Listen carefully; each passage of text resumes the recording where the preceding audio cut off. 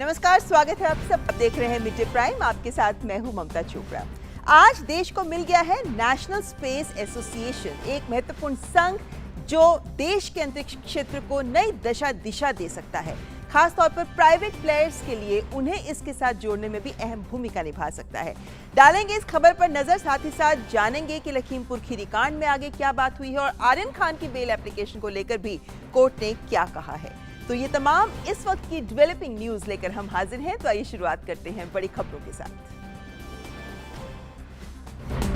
प्रधानमंत्री नरेंद्र मोदी ने भारतीय अंतरिक्ष संघ का किया शुभारंभ। भारतीय अंतरिक्ष संघ को बताया अंतरिक्ष सेक्टर और अंतरिक्ष तकनीक को लेकर हो रहे बड़े सुधार की एक कड़ी।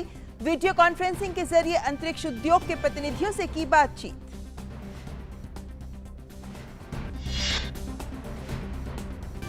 किर्गिज दौरे पर विदेश मंत्री एस जयशंकर ने की अपने समकक्ष रुस्लान कजाकबाएव के साथ वार्ता। दोनों नेताओं ने की रक्षा और सुरक्षा सहयोग की सकारात्मक समीक्षा। भारतीय छात्रों की शीघ्र यात्रा और वीजा व्यवस्था की आवश्यकता पर भी हुई चर्चा। लखीमपुर खीरी हिंसा मामले में गिरफ्तार आरोपी आशीष मिश्रा की पुलिस रिमांड पर आज होगी सुनवाई। शनिवार को क्राइम ब्रांच के कार्यालय में 12 घंटे की पूछताछ के बाद गिरफ्तार आशीष मिश्र 14 दिन की न्यायिक हिरासत में। क्रूज ड्रग्स मामले में गिरफ्तार अभिनेता शाहरुख खान के बेटे आर्यन खान, अरबाज मर्चेंट और मुनमुन धनेचा को नहीं मिली राहत। जमानत याचिका पर बुधवार को होगी सुनवाई।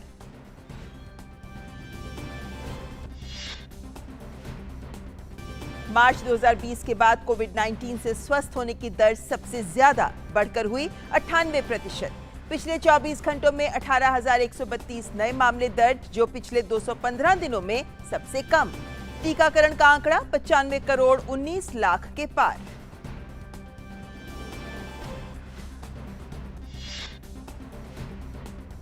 चीन स्थित मोल्दो में भारत और चीन के सैन्य कमांडरों के बीच 13वें दौर की वार्ता रही बेनतीजा।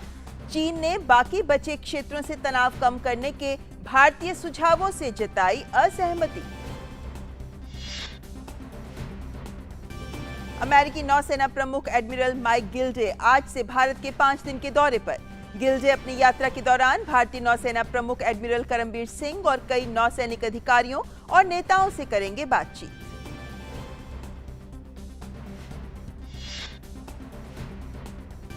और आईपीएल में अपने पहले खिताब की कवायद में लगी रॉयल चैलेंजर्स बेंगलोर का आज कोलकाता नाइट राइडर्स से एलिमिनेटर में होगा सामना। पहले प्लेऑफ मुकाबले में धोनी के बल पर Chennai super Kings Delhi Capitals को हराकर 9वीं बार फाइनल में पहुंची। और सबसे पहले बड़ी खबर से करते हैं शुरुआत।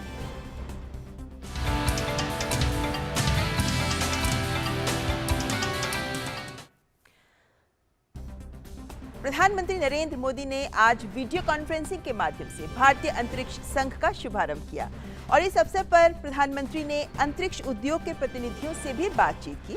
पीएम ने कहा कि भारत में इतने निर्णायक सरकार पहले कभी नहीं रही। अंतरिक्ष क्षेत्र और अंतरिक्ष प्रौद्योगिकी में बड़े सुधार इसी कड़ी में हो रहे हैं। प्रधानमंत्री ने कहा कि देश में इतने बड़े पैमाने पर सुधार इसलिए हो रहे हैं क्योंकि आत्मनिर्भर भारत को लेकर सरकार का विजन स्पष्ट है। प्रधानमंत्री ने कहा कि भारत उन चंद देशों में शामिल है जिनके पास अंतरिक्ष क्षेत्र में एंड टू एंड टेक्नोलॉजी है और इसके जरिए अंतिम व्यक्ति का जीवन सुधारने में भी मदद मिल सकती है। आज अगर भारत दुनिया की टॉप की डिजिटल इकोनॉमी में से एक है तो इसके पीछे एक बड़ा कारण यह है कि हमने डेटा की ताकत को गरीब से गरीब को भी सुलभ कराया है। इसलिए आज जब हम कटिंग एज टेक्नोलॉजी के लिए स्पेस को एक्सप्लोर कर रहे हैं, तब हमें उस नागरिक को याद रखना है जो अंतिम पायदान पर खड़ा है। हमें याद रखना है कि भविष्य की टेक्नोलॉजी से हमें दूर सुदूर के गांव में गरीब से गरीब को उत्तम रिमोट हेल्थ केयर, बेहतर वर्चुअल एजुकेशन, नेचुरल डिजास्टर से बेहतर और प्रभावी सुरक्षा, ऐसे अनेक समाधान देश के हर वर्ग, हर कोने तक पहुंचाने हैं। और हम सब जानते हैं कि इसमें स्पेस टेक्नोलॉजी का बहुत योगदान हो सकता है। और इस अवसर पर प्रधानमंत्री मोदी ने कहा कि भारत का अंतरिक्ष क्षेत्र देशवासियों को बेहतर मैपिंग, इमेजिंग और कनेक्टिविटी की सुविधा प्रदान करता है। हमारा स्पेस सेक्टर 130 करोड़ देशवासियों की प्रगति का एक बड़ा माध्यम है। हमारे लिए स्पेस सेक्टर यानी सामान्य मानवीय के लिए बेहतर मैपिंग, इमेजिंग और कनेक्टिविटी की सुविधा। हमारे लिए स्पेस सेक्टर यानी एंटरप्रेन्योर्स के लिए शिपमेंट से लेकर डिलीवरी तक बेहतर स्पीड। स्पेस सेक्टर यानी किसानों और मछुआरों के लिए बेहतर फोरकास्ट, बेहतर सुरक्षा और आमदनी। हमारे लिए स्पेस सेक्टर का मतलब इकोलॉजी की, पर्यावरण की बेहतर निगरानी, प्राकृतिक आपदाओं की सटीक भविष्यवाणी, हजारों लाखों लोगों के जीवन की रक्षा। और प्रधानमंत्री मोदी ने अंतरिक्ष प्रौद्योगिकी सुशासन में पारदर्शिता लाने में भी बड़ा योगदान दे सकती है, इस विचार को भी सामने रखा। स्पेस टेक्नोलॉजी को हमने last mile delivery, leakage free और ट्रांसपेरेंट गवर्नेंस का अहम टूल बनाया है। गरीबों के घरों, सड़कों और दूसरे इंफ्रास्ट्रक्चर प्रोजेक्ट्स में जियो टैगिंग का उपयोग हो। सैटेलाइट इमेजरी से विकास कार्यों की मॉनिटरिंग हो। फसल बीमा योजना के तहत तेजी से क्लेम सेटल करना हो। नाविक सिस्टम से करोड़ों मछुआरों की मदद हो। डिजास्टर मैनेजमेंट से जुड़ी प्लानिंग हो। हर स्तर पर स्पेस टेक्नोलॉजी गवर्नेंस के प्रोएक्टिव और ट्रांसपेरेंट बनाने में मदद कर रही है। और प्रधानमंत्री मोदी ने कहा कि सरकार एक भागीदार के तौर पर उद्योग, युवा इनोवेटर, स्टार्टअप क्षेत्र में मदद कर रही है और ऐसा करना जारी रखेगी। इसी के साथ ही ज्यादातर सेक्टर्स को निजी क्षेत्रों के लिए खोला भी जा रहा है और अंतरिक्ष क्षेत्र भी उन्हीं में से एक है। प्राइवेट सेक्टर के पार्टिसिपेशन को फैसिलिटेट करने के लिए देश ने इन स्पेस की स्थापना भी की है। इन स्पेस सेक्टर से जुड़े सभी मामलों में एक सिंगल विंडो इंडिपेंडेंट एजेंसी के तौर पर काम करेगी। इस सेक्टर के प्लेयर्स को, उसके प्रोजेक्ट्स को और गति मिलेगी। और अब बात ताजा खबर की।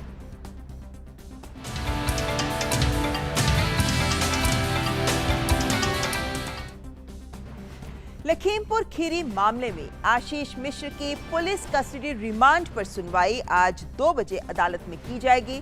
प्रदेश पुलिस आशीष मिश्रा टेनी को आज सीजेएम कोर्ट में पेश करेगी।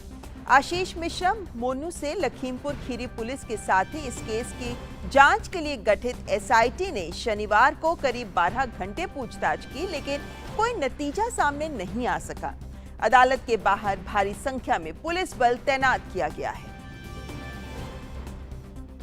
तो अब से लगभग 50 मिनट बाद इस खबर पर जानकारी और सामने आ सकती है कि आशीष मिश्रा को लेकर आखिर अदालत क्या कहेगी, क्योंकि जो पूछताछ हुई उसमें कुछ निकलकर सामने नहीं आया, जिसको लेकर अब कैसे और जानकारी ली जा सकती है, पुलिस रिमांड मिल सकती है या नहीं, इस पर रहेगी सबकी नजर। 2 बजे अदालत में होगी सुनवाई इस मामले की।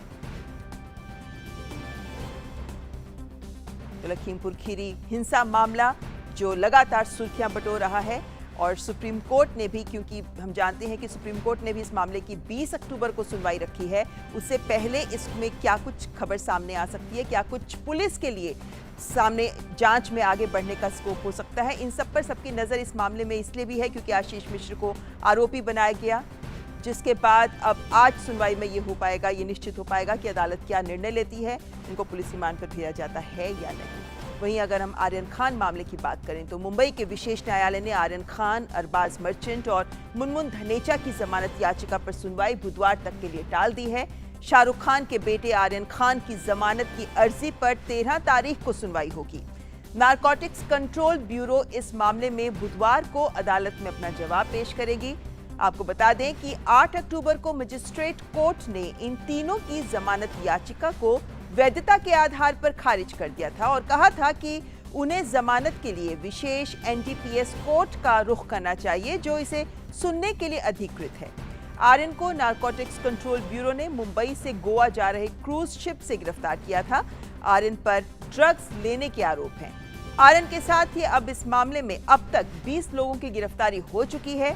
आर्यन खान को कोर्ट ने 14 दिनों की न्यायिक हिरासत में भेजा है और वो इस वक्त आर्थर रोड जेल में बंद हैं और आज की सुनवाई में ये उम्मीद की जा रही थी कि आर्यन खान की जमानत को लेकर अदालत कुछ फैसला दे सकती है, लेकिन अब बुधवार को इस मामले की सुनवाई होनी है। मुंबई से हमारे संवाददाता योगेश शीतल फोन लाइन पर हमारे साथ जुड़े हुए हैं। योगेश, अब क्या ये मानना सही होगा, क्योंकि अब सुनवाई बुधवार को की जानी है, तो क्या ये मानना सही होगा कि अब नारकोटिक्स कंट्रोल ब्यूरो की रिपोर्ट के बाद ही अदालत इस पर सुनवाई करेगी? देखिए, जो बेल प्ले फाइल की गई है डिफेंस की तरफ से, उसके रिप्लाई मांगा गया था एनसीबी का, जो कि जिसके लिए भी एनसीबी ने 1 हफ्ते का टाइम जो है वो मांगा था। 7 से 10 दिनों का टाइम बेसिकली मांगा गया था रिप्लाई फाइल करने के लिए, लेकिन कोर्ट ने 3 दिनों का समय दिया है। मसलन आप देख सकते हैं कि बुधवार को जो है एनसीबी अपनी रिप्लाई जो है वो फाइल करेगी, क्योंकि एक प्रोसीजर है, जब भी कोई एक्यूज अपना बेल प्ले फाइल करता है तो एजेंसी या पुलिस से रिप्लाई फाइल मांगा जाता है कि आपका इस पे क्या कहना है, क्या कंसर्न है, जो कि रेज करना होता है। उसी के तहत जो है वो अब बुधवार को एनसीबी इस मामले में अपना रिप्लाई फाइल करेगी और उसके बाद जो है आर्गुमेंट इस मामले में बेल पर जो है इंटरिम बेल की बात तो शुरू में कही गई थी डिफेंस एडवोकेट की तरफ से, वो जो है वो शुरू होगा। इससे पहले जैसा कि हमने देखा था कि 8 तारीख को ऑलरेडी जो मजिस्ट्रेट कोर्ट था वहां से इनकी बेल याचिका जो बेल फी थी वो रिजेक्ट हुई थी। उसकी सबसे बड़ी वजह ये थी कि मेंटेनेबिलिटी नहीं थी, जो कि 3 साल से ज्यादा की सजा है इस मामले में जिसमें ये आरोपित किए गए हैं। तो इसके लिए जो है मजिस्ट्रेट कोर्ट ने कहा था कि आपको इसके लिए एनडीपीएस कोर्ट यानी कि जो स्पेशल डेजिग्नेटेड कोर्ट है वहां जाना चाहिए, और उसके तहत आज ये सुनवाई होने वाली थी। ममता जी योगेश, जिस तरीके से अभी तक इस मामले में हम जानते हैं कि जो भी सबूत मिले हैं या जो भी हालात उत्पन्न हो रहे हैं उसको लेकर, उसके मद्देनजर, हालांकि ये सिर्फ आकलन ही होगा, लेकिन बुधवार को नारकोटिक्स कंट्रोल ब्यूरो की रिपोर्ट के आने के बाद क्या कुछ दशा दिशा ले सकता है ये पूरा मामला? देखिए, अगर ये चीज साबित होता है एनसीबी की रिप्लाई में कि जो इंटरनेशनल ड्रग रैकेट है उसमें इनका किसी भी तरह का इन्वॉल्वमेंट रहा है, या फिर पूछताछ के दौरान, क्योंकि जो नाइजीरियन नेशनल को गिरफ्तार किया गया था परसों और फिर कल एक गिरफ्तारी की गई जिसको भी कोर्ट में पेश किया गया शिवराज को, अगर इनकी पूछताछ में कुछ चीजें सामने आती है, या फिर जो कोडवर्ड का इस्तेमाल आर्यन के चैट से मिला जिसमें फुटबॉल की बात हो रही है, लेकिन एनसीबी का कहना है कि वो फुटबॉल बेसिकली एक कोडवर्ड है जो कि बड़े पैमाने पर ड्रग्स को इंगित करता है। तो इस आधार पर अगर कोर्ट इस बात से कन्विंस होती है कि चीजें काफी सीरियस है, जो ग्रेव ऑफेंस है वो है, तो मुझे लगता है कि बेल लेने में दिक्कत आ सकती है आर्यन को। जी योगेश, खास तौर पर जब भी ऐसा कोई मामला सामने आता है तो उसके बाद सबकी नजर इस बात पर भी जाती है कि जो ड्रग्स ले रहे हैं उसके साथ साथ जो ड्रग्स सप्लाई कर रहे हैं उन पर कठोर कार्रवाई की जानी चाहिए। ये पूरा जो ड्रग्स का धंधा है ये उसी पर चलता है। क्या इस पूरे मामले के मद्देनजर पुलिस इस ओर भी खास तौर पर गंभीरता से ध्यान दे रही है? देखिए, जो चार्जेस लगे हैं, अगर आप 8C के रेफरेंस में अगर बाकी चार्जेस को देखें, चाहे वो 27 है या 35 है, अगर आप अलग अलग चार्जेस को देखेंगे जिसके तहत इनको आरोपित किया गया है, तो पूरी एनडीपीएस एक्ट जो है, narcotic substance and psychotropic act 1985, इसमें चाहे वो पोजेशन हो, चाहे वो कंजम्पशन हो, चाहे वो फाइनेंसिंग हो, अलग अलग जो भी चीजें हैं ड्रग्स से जुड़ी हुई सभी के सभी ऑफेंस है। और रिसेंटली बॉम्बे हाईकोर्ट का एक ऑर्डर भी आया था जिसमें कहा गया था कि एनडीपीएस एक्ट का जो भी इसके तहत मामला है वो नॉन बेलेबल है। तो एक ग्रेव क्राइम जिसको हम बोलते हैं वो माना जाता है अगर एनडीपीएस के तहत मामला दर्ज होता है। तो इस पर्टिकुलर अगर आप मामले को लें तो जितने भी आरोपी हैं सब पे अलग अलग मामला, अलग अलग चार्जेस दर्ज हैं, क्योंकि इसमें सबसे जो मुख्य होता है वो क्वांटिटी होता है। किसी के पास स्मॉल क्वांटिटी है, किसी के पास इंटरमीडिएट है, किसी के पास कमर्शियल क्वांटिटी है। जो मेन आपूर्तिकर्ता जिसकी मैं बात कर रहा हूँ शिवराज की, वो उसके पास से कमर्शियल क्वांटिटी मिला है, तो उसकी पनिशमेंट काफी ज्यादा होती है। इवन के एनडीपीएस में कैपिटल पनिशमेंट तक की सजा है।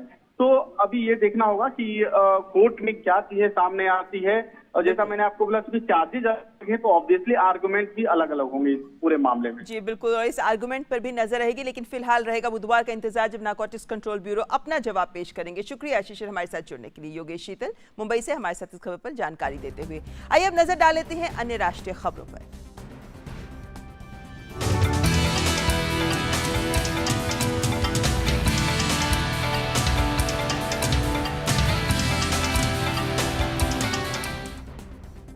और खबर जम्मू कश्मीर से, जहां अनंतनाग और बांदीपोरा जिलों में सुरक्षा बलों और आतंकियों के बीच मुठभेड़ चल रही है। दोनों जगहों पर सेना ने एक एक आतंकवादी को मार गिराया है। अनंतनाग में हुई मुठभेड़ में सुरक्षा बलों ने अज्ञात आतंकी को मार गिराया। पुलिस के मुताबिक इस एनकाउंटर में एक पुलिसकर्मी भी घायल हुआ है। आतंकियों के खिलाफ ऑपरेशन अभी भी जारी है। वहीं बांदीपोरा की बात करें तो वहां मारे गए आतंकी की पहचान इम्तियाज अहमद डार के रूप में हुई है, जो प्रतिबंधित आतंकी संगठन लश्कर तैयबा से है। तो इस वक्त जम्मू कश्मीर में चल रही है, एनकाउंटर चल रहा है और आतंकवादियों के मारे जाने की भी खबर सामने आ रही है। और इस वक्त श्रीनगर से हमारे संवाददाता सलमान काजी से हम लेंगे इस बारे में और जानकारी, लेकिन आतंकियों के खिलाफ ऑपरेशन अभी भी चल रहा है। सलमान काजी हमारे साथ जुड़ गए हैं। सलमान, क्या कुछ जानकारी मिल पा रही है इन दोनों एनकाउंटर्स को लेकर फिलहाल? देखिए, अभी तक जो हमारे पास लेटेस्ट जानकारी है उसके हिसाब से जो ये एनकाउंटर है, एक तो हाजिन एरिया है, ये गुंज जहांगीर का नाम है, ये बांदीपुरा डिस्ट्रिक्ट में है और नॉर्थ कश्मीर में है। और दूसरा एनकाउंटर जो है खगुन एरिया है अनंतनाग में, साउथ कश्मीर में। दोनों जगह पे एनकाउंटर चल रहे हैं। खगुन एरिया में कल रात से एनकाउंटर चल रहा है, वहां पे एक शॉर्ट एनकाउंटर जो पहले चला, वहां पे अभी तक जो हमारे पास लेटेस्ट इन्फॉर्मेशन है कि वहां पे एक मिलिटेंट मारा गया है और एक जो पुलिसकर्मी है वो जख्मी हुए हैं। और जो ये गुंज जहांगीर बांदीपुरा में एनकाउंटर है, वहां पे हमको जो अभी तक लेटेस्ट इन्फॉर्मेशन है वहां पे एक मिलिटेंट मारा गया है। और लेकिन खास बात ये है जो ये बांदीपुरा में एनकाउंटर है, इस एनकाउंटर में जो मारा गया है इसको आईजी पुलिस जो है उन्होंने कहा है कि ये सिविलियन किलिंग जो हुई थी शाहगुन में, जहां पे एक सुमो ड्राइवर को मारा गया था, तो उसमें इन्वॉल्व थे। तो ये पुलिस के लिए एक बहुत बड़ी कामयाबी है, क्योंकि उन पे काफी प्रेशर था जो ये रिसेंट स्पेट ऑफ सिविलियन किलिंग्स हुई थी इनके बारे में, इनके जो परपेट्रेटर्स हैं उनको फाइंड आउट करने में और उनको और इस सिलसिले में कल उन्होंने 4 गिरफ्तारियां की हुई थी और लगता है उन्हीं गिरफ्तारियों से इंटेलिजेंस के बेस पे जो इंटेलिजेंस इनपुट मिला है उनको, तो उसमें ये एनकाउंटर हुआ है। और ये इम्तियाज अहमद डार है, पुलिस ने कहा है कि ये एलईटी और टीआरएस से ताल्लुक रखता है और अभी तक ये वहां पे एनकाउंटर, हालांकि फायरिंग रुकी हुई, लेकिन उस पूरे इलाके में सर्च अभी भी जारी है। जी सलमान, जिस तरीके से सिविलियंस की, निर्दोष नागरिकों को मारा जा रहा था इन आतंकवादियों के द्वारा, उसके मद्देनजर ये बात स्पष्ट थी कि अब आईएसआई एक अलग रणनीति के साथ जम्मू कश्मीर में इस तरह के मामलों को बढ़ाना चाहती है। ये कहा जा सकता है कि उन्हीं के नापाक इरादों को खत्म करने के लिए अब सेना ने जिस तरीके से लोगों को गिरफ्तार किया और आपने बताया कि पूछताछ भी हुई है उन लोगों से, ये माना जा सकता है कि आने वाले दिनों में इस तरीके के और ऑपरेशंस हो सकते हैं, क्योंकि ऐसे आतंकवादियों को, लश्कर तैयबा से भी इनमें से एक का संबंध था, इन्हें खत्म करना, नेस्तनाबूद करना ही हमारी सेना का एक लक्ष्य है। देखिए, जो यहाँ पे सीनियर सिक्योरिटी ऑफिसर्स हैं आर्मी और पुलिस से, उनका कहना है कि यहाँ पे एक नया हाइब्रिड मिलिटेंसी जहाँ पे स्मॉल वेपन्स को पुश किया जा रहा है, उनको दिया जा रहा है और सिविलियन को टारगेट करने की नई स्ट्रैटेजी बनाई गई है ताकि उनको अपने पॉलिटिकल जो गोल्स हैं वो उस पे आगे बढ़े। लेकिन उन्होंने कहा है कि इसके लिए उन्होंने फ्रंट भी नई ऑर्गेनाइजेशन बनाई है, जैसे जो पुरानी ऑर्गेनाइजेशन को रीनेम किया, जैसे एलईटी को उन्होंने टीआरएस बना दिया है। इसी तरह उन्होंने बहुत सारी चीजें जो ये नई स्ट्रैटेजी उनकी आईएसआई की नई स्ट्रैटेजी जिसको कहा जा सकता है, उसके एलिमेंट्स हैं। तो डेफिनेटली सिक्योरिटी फोर्सेस को भी अब नए तरीके से इस जो उभरती हुई चैलेंज है उसको फेस करना होगा। जी शुक्रिया सलमान, ये सारी जानकारी श्रीनगर से हम तक पहुंचाने के लिए। तो जम्मू कश्मीर में 2 जगह अभी भी एनकाउंटर्स जारी हैं। और आगे बढ़ते हैं, बात करते हैं कोविड की। स्वास्थ्य और परिवार कल्याण मंत्रालय के मुताबिक देश भर में पिछले 24 घंटों में 18,000 से ज्यादा कोविड-19 के मामले दर्ज किए गए हैं। वहीं पिछले 24 घंटों में 21,563 मरीज उपचार करवाकर स्वस्थ भी हो चुके हैं, जिसके बाद देश में रिकवरी रेट बढ़कर 98% तक पहुंच गया है। सक्रिय मामलों की संख्या की 2,27,347 कुल संख्या है।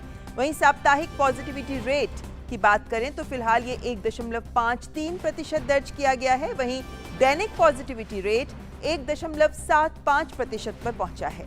देश में कोरोना संक्रमण की जांच क्षमता में भी काफी वृद्धि हुई है। अब तक कुल 58 करोड़ 36 लाख से अधिक नमूनों का परीक्षण किया गया है। और टीकाकरण की बात करें तो कोरोना के खिलाफ टीकाकरण अभियान में भारत तेजी से आगे बढ़ रहा है। केंद्रीय स्वास्थ्य और परिवार कल्याण मंत्रालय के मुताबिक राष्ट्रव्यापी टीकाकरण अभियान के तहत देश में अब तक 95 करोड़ 19 लाख से अधिक कोविड टीकों की खुराक दी जा चुकी है। पिछले 24 घंटों में ही 46,57,000 से ज्यादा कोविड टीकों की खुराक दी गई है। आज लोकनायक जयप्रकाश नारायण की जयंती है। प्रधानमंत्री नरेंद्र मोदी ने लोकनायक जयप्रकाश नारायण की जयंती पर उन्हें याद किया। ट्वीट के जरिए प्रधानमंत्री मोदी ने कहा कि लोकनायक जेपी को उनकी जयंती पर श्रद्धांजलि। वो एक उल्लेखनीय व्यक्तित्व थे जिन्होंने भारत के इतिहास पर एक अमिट छाप छोड़ी। उन्होंने खुद को लोक कल्याणकारी पहलों के लिए समर्पित कर दिया और वो भारत के लोकतांत्रिक लोकाचार की रक्षा करने में सबसे आगे थे। हम उनके आदर्शों से बहुत प्रभावित हैं। आज नानाजी देशमुख की भी जयंती है। पीएम मोदी ने ट्वीट के जरिए उन्हें श्रद्धांजलि देते हुए कहा कि महान दूरदर्शी भारत रत्न नानाजी देशमुख को उनकी जयंती पर प्रणाम। गांवों के विकास और किसानों को सशक्त बनाने के लिए उन्होंने खुद को समर्पित कर दिया।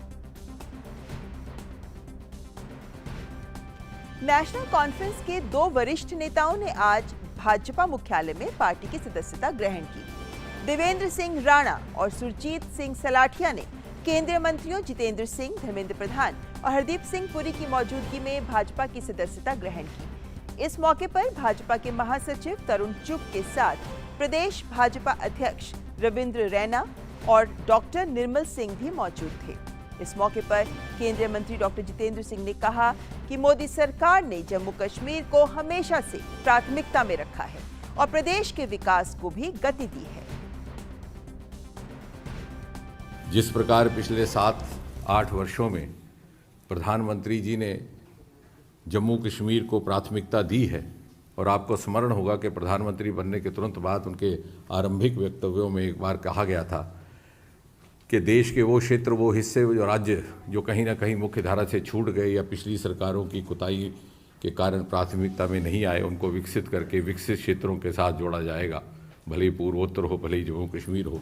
और उस दिन से लेकर के आज तक हम ये भी कैसे भूल सकते हैं कि जो सर्वप्रथम दीपावली हुई है 26 अक्टूबर 2014 को, आप तो समझ सकते हैं कि भारतीय समाज में पहली दीपावली का कितना महत्व रहता है, भले ही वो विवाह के बाद हो, भले ही किसी शुभ कार्य के बाद हो।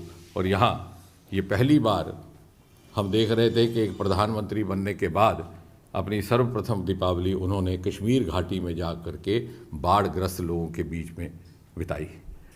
उस दिन से लेकर के आज तक मोदी जी के नेतृत्व में जो नवीन भारत, न्यू इंडिया की विकास यात्रा चल रही है, उसमें जम्मू कश्मीर को प्राथमिकता दी गई। यदि कोरोना काल को छोड़ दिया जाए तो मुझे नहीं लगता कि कोई ऐसा कालखंड गुजरा है जब 2-3 मास में एक बार मोदी जी ने जम्मू कश्मीर का प्रवास ना किया हो। और इस मौके पर केंद्रीय मंत्री धर्मेंद्र प्रधान ने कहा कि भाजपा और प्रधानमंत्री मोदी की कार्यशैली से ही प्रभावित होकर नेशनल कॉन्फ्रेंस के दोनों नेताओं ने पार्टी की सदस्यता ली है। भारतीय जनता पार्टी और हमारी लोकप्रिय प्रधानमंत्री नरेंद्र मोदी जी अनेक आयाम से J&K से जुड़े हैं।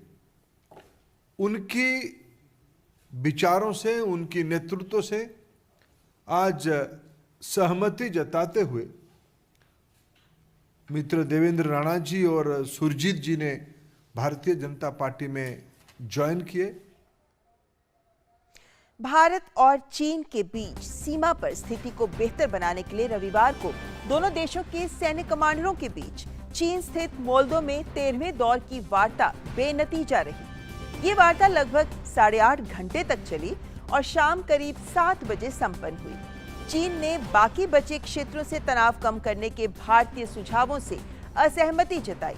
भारतीय प्रतिनिधिमंडल का नेतृत्व लेफ्टिनेंट जनरल पीजी के मेनन ने किया।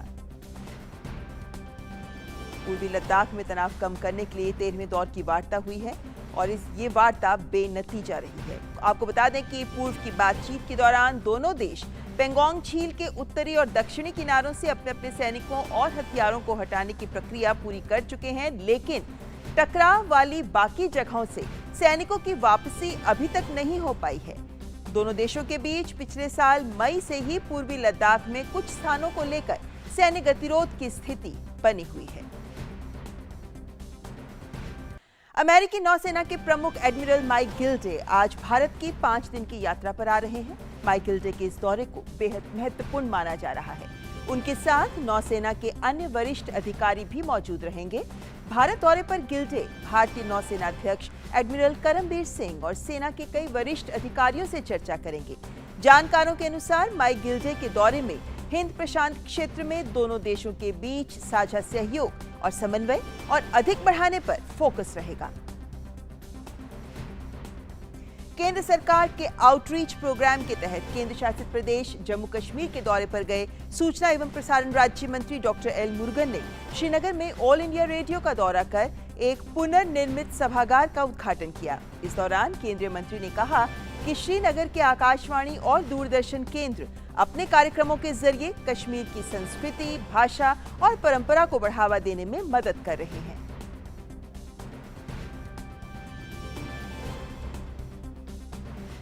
AR Srinagar has been playing very important role since last several decades.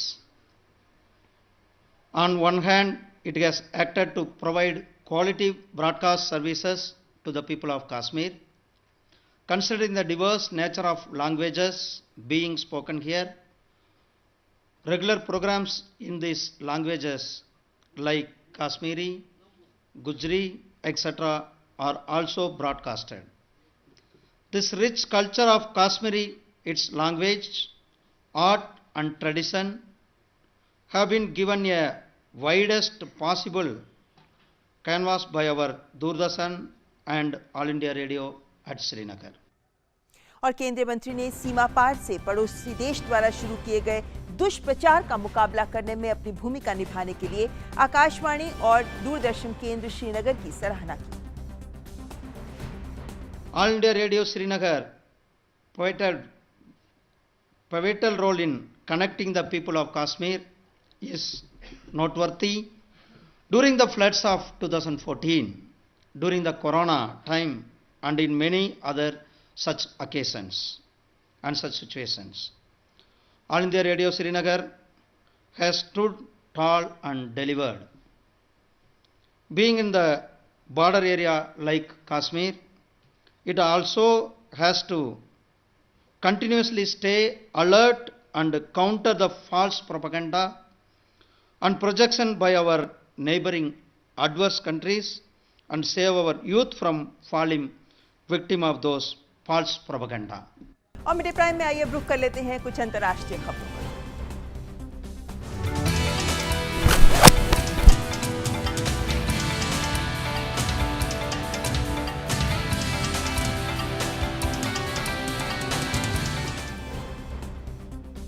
Iraq के संसदीय चुनाव में रविवार को रिकॉर्ड सबसे कम मतदान दर्ज किया गया। कई मतदाताओं ने राजनीतिक नेताओं और 2003 के बाद लाई गई लोकतांत्रिक व्यवस्था में विश्वास खो दिया है। चुनाव आयोग की गणना के अनुसार ये मतदान 2003 के बाद किसी भी चुनाव में सबसे कम मतदान है। वहीं शुरुआती नतीजे आज आने की उम्मीद है। 329 सीटों के लिए कम से कम 167 पार्टियां और 3200 से अधिक उम्मीदवार प्रतिस्पर्धा कर रहे हैं। वेनेजुएला के लोगों ने 21 नवंबर को होने वाले क्षेत्रीय चुनावों की तैयारी के लिए रविवार को चुनावी अभ्यास में हिस्सा लिया। नेशनल इलेक्टोरल काउंसिल ने एक चुनावी अभ्यास का आयोजन किया जिसमें स्वचालित सिस्टम भी शामिल थे ताकि मतदाता मतदान में इस्तेमाल होने वाले उपकरणों से परिचित हो सकें। चुनावी अभ्यास में 446 मतदान केंद्रों ने हिस्सा लिया। निवर्तमान जर्मन चांसलर एंगेला मर्केल जो इजराइल की विदाई यात्रा पर हैं, उन्हें रविवार को यरूशलेम में इजराइल के राष्ट्रपति के साथ साथ शिक्षाविदों और व्यावसायिक उद्यमियों द्वारा सम्मानित किया गया। इजराइल के राष्ट्रपति इसहाक हर्जोग ने मर्केल को यहूदी लोगों का एक महान मित्र कहा।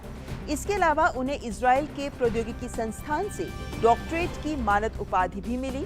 मर्केल ने प्रधानमंत्री नफ्ताली बेनेट और इजरायली उच्च तकनीक और व्यापार उद्यमियों के एक समूह से भी मुलाकात की।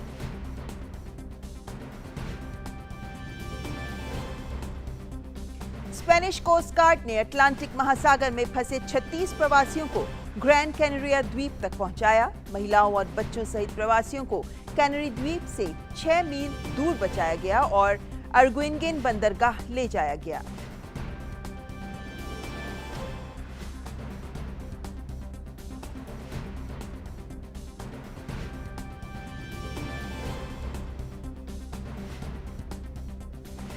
और अब बात रामलीला की। अयोध्या में सरयू तट पर लक्ष्मण किले में गत वर्ष की ही भांति अयोध्या की रामलीला का मंचन जारी है, जिसमें अनेक मशहूर अभिनेता अपने विशिष्ट अभिनय से रामलीला को और जीवंत कर रहे हैं।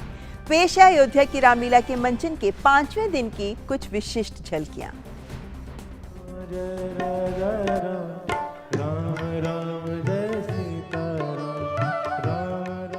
पिता के वचन के पालन में वल्कल वेश धारण कर जब मर्यादा पुरुषोत्तम श्री राम, सीता और लक्ष्मण वन गमन करते हैं तो अयोध्या सूनी हो जाती है। लेकिन जब वे श्रृंगवेरपुर पहुंचते हैं तो निषाद राज के दरबारी उत्साह और हर्ष से सराबोर हो जाते हैं।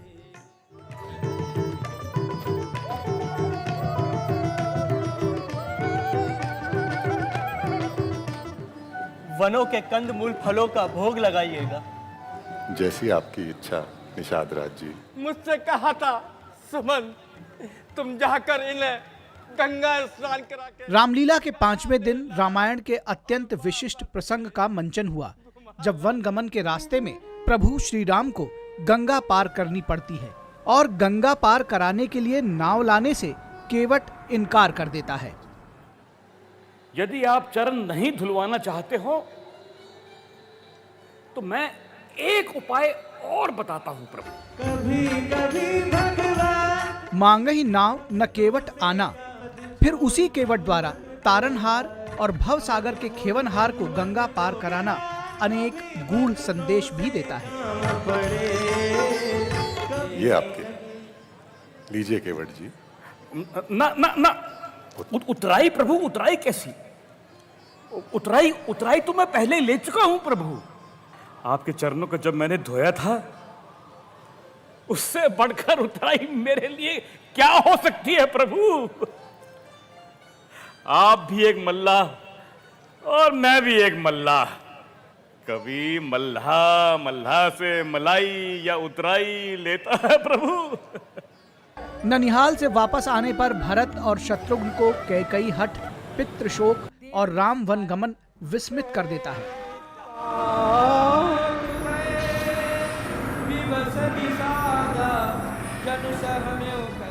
कल्याण हो, आयुष्मान भव। भरत, शत्रुघ्न, गुरु वशिष्ठ समेत अयोध्या के नर नारी रघुनंदन को अयोध्या वापस लाने के लिए अनुनय विनय करने वन पहुंचते हैं। हे रघुनाथ जी, माता जी से जो अपराध हुआ है उसको आप माफ कर दीजिए। धन्य है तुम्हारा भ्रात प्रेम, धन्य है। अखियों में अंततः राम की खड़ाऊ लेकर भरत वापस अयोध्या आते हैं और श्री राम की खड़ाऊ रखकर सांकेतिक रूप से अयोध्या का शासन चलाते हैं। रामायण का यह प्रसंग अद्भुत भ्रातृ प्रेम और निस्वार्थ, निष्काम, निष्पक्ष और निरपेक्ष राज्य संचालन का अनुपम उदाहरण है।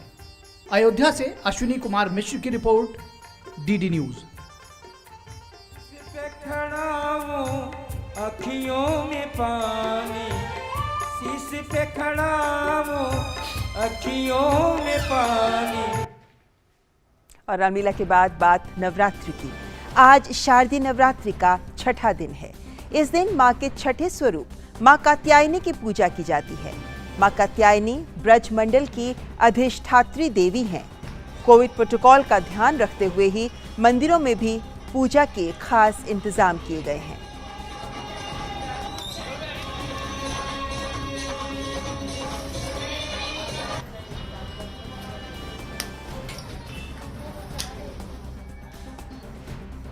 और नवरात्रि की शुभकामनाओं के साथ मीडिया प्राइम में आज बस इतना ही। हमारी पूरी टीम को दीजिए इजाजत। नमस्कार।